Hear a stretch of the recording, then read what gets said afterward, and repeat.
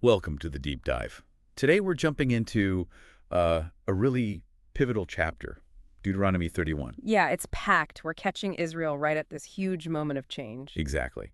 Moses is at the end of his life. They're poised to enter the promised land, and everything's about to shift. And this chapter, it gives us this mix of, well, final orders, some pretty heavy prophecies, and all the prep work for what comes next. It really sets the scene. Leadership changing hands, the law being secured, and this quite surprising look into what the future holds for them. It is surprising. So let's start where the chapter does with Moses. He lays it out pretty plainly. He does. He says, I am now 120 years old, and I am no longer able to lead you.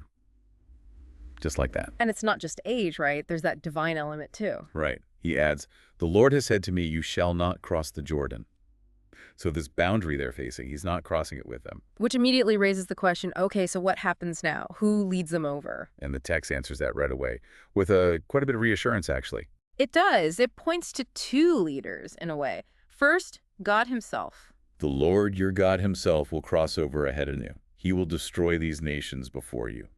Powerful stuff. Absolutely. Divine power clearing the path. But then there's the human leader, too. Yes, and Joshua also will cross over ahead of you, as the Lord said. So it's this partnership, God acting, and Joshua physically leading the people on the ground.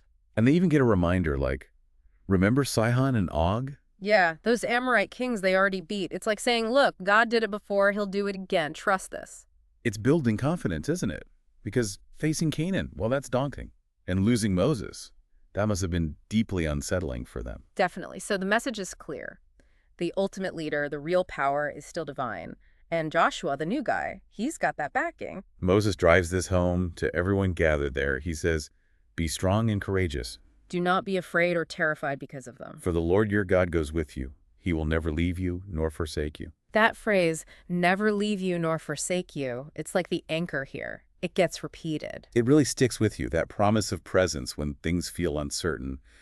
And the handover isn't just implied, it's a formal thing. Oh yeah, very public. Moses calls Joshua forward in the presence of all Israel.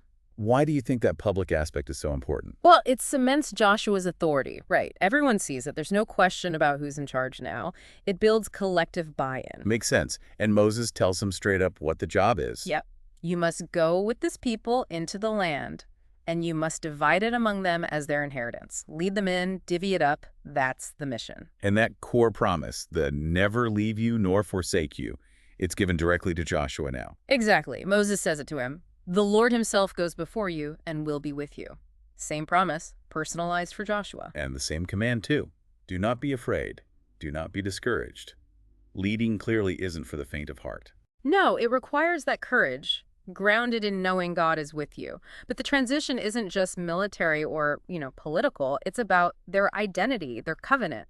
Which is all tied up in the law. So how's that handled? The text shifts right to it. So Moses wrote down this law, a physical act of preservation. And who gets this written law? He gives it to the priests, the sons of Levi, who carried the Ark of the Covenant, and to all the elders of Israel. Okay, so the priests, the religious custodians connected to the Ark, that symbol of God's presence, and the elders, the community leaders. A joint responsibility, you could say. And it's not just keep this safe. There's a specific instruction about using it. Ah, the public reading part. This is fascinating. It really is. At the end of every 7 years, in the year for canceling debts, during the Feast of Tabernacles, a very specific time. When all Israel comes to appear before the Lord, you shall read this law before them in their hearing.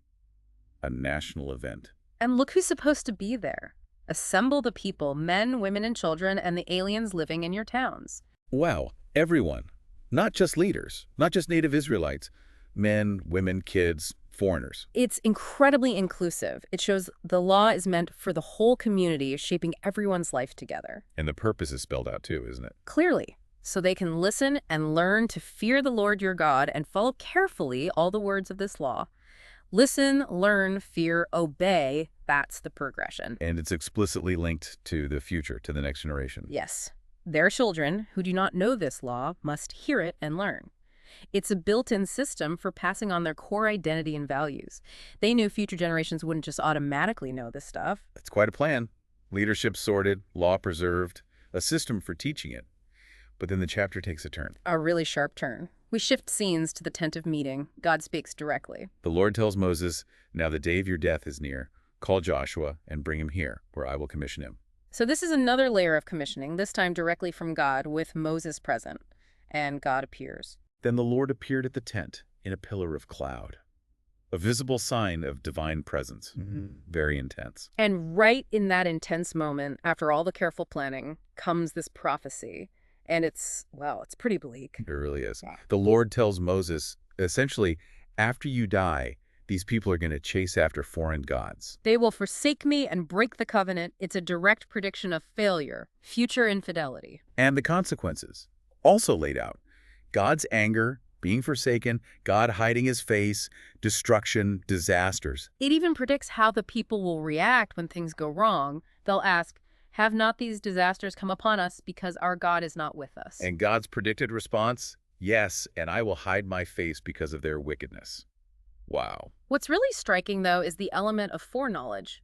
God says, I know what they're disposed to do, even before I bring them into the land. He knows their inclination towards this failure before it happens, before they even get the prosperity that's predicted to lead them astray. Exactly. It's presented as something known, almost inevitable, based on their inherent nature. That's heavy. And knowing this, what's the next instruction? In light of this predicted apostasy, God tells Moses, now write down for yourselves this song and teach it to the Israelites. A song.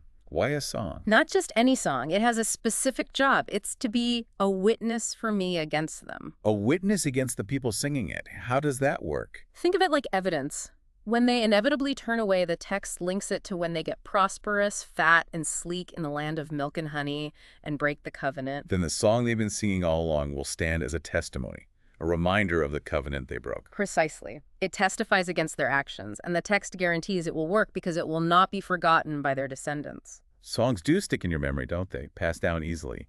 So it's a way to embed this warning and testimony deep into their culture. A very clever, maybe even sobering strategy. So the song is written and taught, then we briefly touch back on Joshua. Right, the Lord speaks directly to Joshua this time. Same message again. Be strong and courageous. For you will bring the Israelites into the land, and I myself will be with you. Reinforcing his task, maybe especially needed after hearing that bleak prophecy. And then back to law one last time. Moses finishes writing it all down, from beginning to end in a book. The whole thing, complete. And he tells the Levites, the ark carriers, take this book of the law and place it beside the Ark of the Covenant, right next to the symbol of the covenant itself. And its purpose, same as the song. There it will remain as a witness against you. Another witness against them. This theme is really strong here. The song, the book. Why so much emphasis on future witness against them? Moses gives his own take. He tells them flat out, for I know how rebellious and stiff-necked you are. Stiff-necked.